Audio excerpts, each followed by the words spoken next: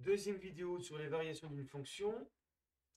Donc là, on va utiliser euh, les variations de la fonction inverse pour déterminer les variations de la fonction f définie par f de x égale 2x moins 5 sur x plus 3. Donc c'est une fonction qui est définie sur R privée de moins 3. Puisque x ne peut pas être égal à moins 3, sinon on diviserait par 0, entre guillemets. Donc c'est aussi l'intervalle moins l'infini, la réunion d'intervalle moins l'infini moins 3, union moins 3 plus l'infini. C'est pour ça que, à cause de la coupure en moins 3, si on veut, on est obligé de faire deux cas, variation sur moins l'infini moins 3, variation sur moins 3 plus l'infini.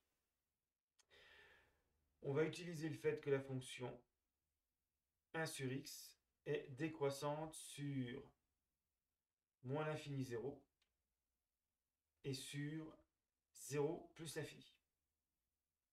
Alors, première question, montrer que f de x égale 2 moins 11 sur x plus 3. Donc, on part de 2 moins 11 sur x plus 3.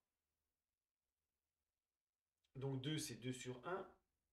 Pour avoir le même dénominateur entre les deux fractions, il faut multiplier le numérateur et le dénominateur de 2 sur 1 par x plus 3. Donc ça fait 2 fois x plus 3 sur x plus 3, moins 11. Donc le tout sur x plus 3.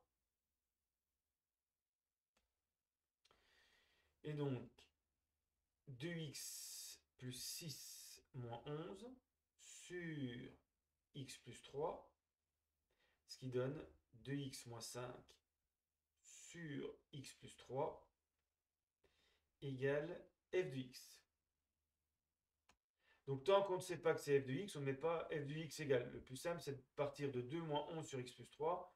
On déroule le calcul et on s'aperçoit qu'on obtient l'expression de f de x. Donc parfois, pour montrer que a égale b, on montre plutôt que b égale a. Il arrive même que partant de a et b, on montre que a égale c, b égale c. Donc on en déduit que a égale b. Donc voilà les différentes méthodes pour montrer des égalités. Donc maintenant qu'on a cette forme, on va essayer d'en déduire les variations de f sur les deux intervalles. Donc on a montré la première expression. Maintenant, il va falloir comparer pour u plus petit que v dans l'intervalle moins l'infini moins 3. Donc les deux sont strictement plus petits que moins 3, puisque moins 3 est exclu. Il va falloir comparer f de u. Alors f de u, c'est 2 moins 11 sur u plus 3. Et puis f de v, c'est pareil, c'est 2 moins 11 sur v plus 3.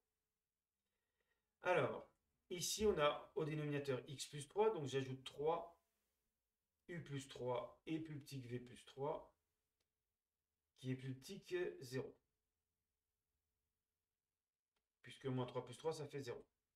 Donc on a le droit d'ajouter 3 à chaque terme de l'encadrement. Et maintenant, on se retrouve avec deux nombres négatifs. On a 11 sur x plus 3, donc il va falloir prendre l'inverse.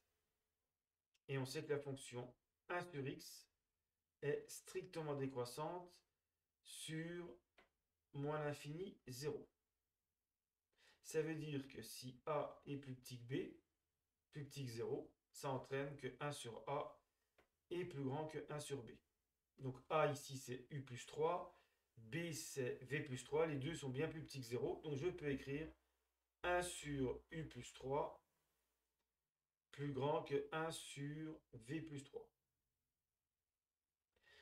Alors ensuite, il y a plusieurs façons de faire. On pourrait appliquer la fonction affine qui à x associe 2 moins 11x, mais on va faire plus simple. On multiplie par 11, par moins 11 même. Donc, on se retrouve avec moins 11 sur u plus 3, plus petit que moins 11 sur v plus 3. Ça, c'est une règle qu'il faut connaître. Quand on multiplie par un nombre négatif une inégalité, on change le sens de l'inégalité. Ensuite, on ajoute 2. Donc là, ça ne change pas. 2 moins 11 sur u plus 3 est plus petit que 2 moins 11 sur v plus 3. C'est-à-dire que f de u est plus petit que f de v. Et ça, c'est valable quel que soit u et v, u plus petit que v dans l'intervalle moins l'infini 3, moins 3. Donc f, pour résumer, est strictement croissante. Il n'y a pas de changement de variation de sens entre la première inégalité et la dernière. Donc f est strictement croissante sur moins l'infini, moins 3.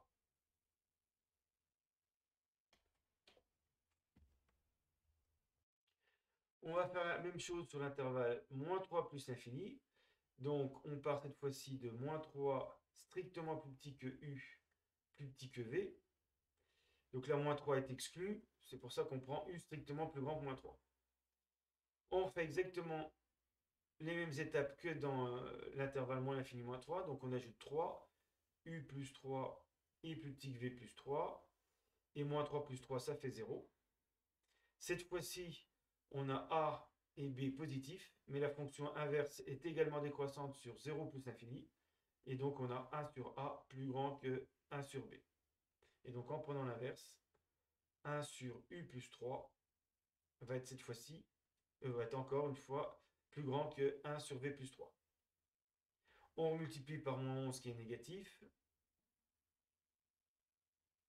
Donc ça change le sens de l'inégalité. On ajoute 2. Et on se retrouve avec f de u plus petit que f de v, une fois encore. Mais cette fois-ci, en étant parti sur l'intervalle moins 3 plus l'infini. Donc f est également strictement croissante sur moins l'infini, moins 3 plus l'infini. On va résumer ça par un tableau de variation. Alors, on va mettre x. On est obligé de mettre la valeur moins 3 puisque c'est une valeur interdite. Même si la fonction est strictement décroissante sur les deux intervalles, on doit mettre deux flèches parce qu'en moins 3, on a une sorte de coupure. Donc on met deux barres verticales pour indiquer que la fonction n'est pas définie en moins 3.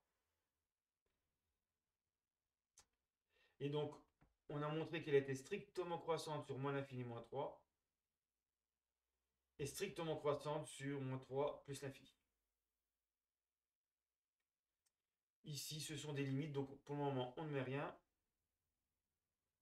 Bien sûr, on ne peut pas calculer f de moins 3 puisque c'est une valeur interdite. Et donc voilà le tableau de variation de la fonction f.